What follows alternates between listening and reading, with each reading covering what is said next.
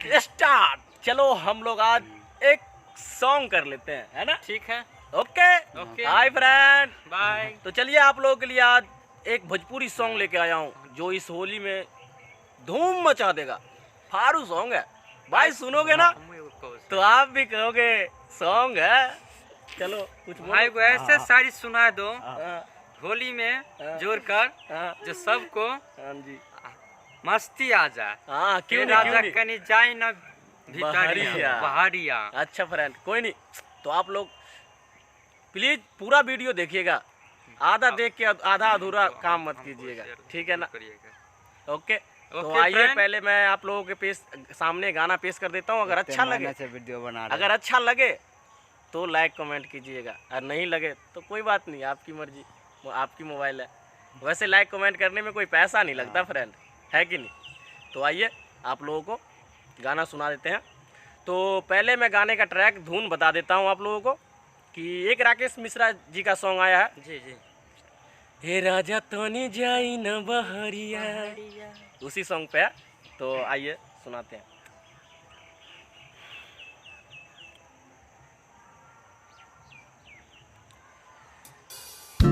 मिलल बा मौका या फायदा उठाई, आई बा होली के दिन हो।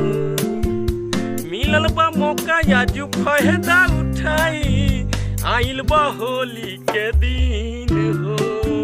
धरय कबारी ये भतार हमर सुन, भइल बा मन रंगीन हो। भागी न दूर मजा लेली भरपूर राजा, अपन लगा के पीछ करिया, ए राजा रंग डाली न भितरिया। लाल पियर चाहे करिया, ए राजा रंग डाली न भितरिया। लाल पियर चाहे करिया, ए राजा रंग डाली न भितरिया। ई डाली बाहर औरी भीतर, आ रंगी चोलिया के तीतर। ई डाली बाहर औरी भीतर, आ रंगी चोलिया के तीतर।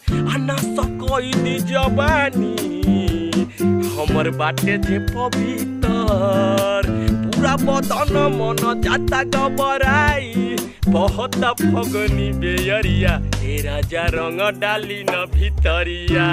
लाल पियर चाहे करिया, ए राजा रंग डाली न भितरिया। लाल पियर चाहे करिया, ए राजा रंग डाली न भितरिया। कि सुन लहलित लभ हो,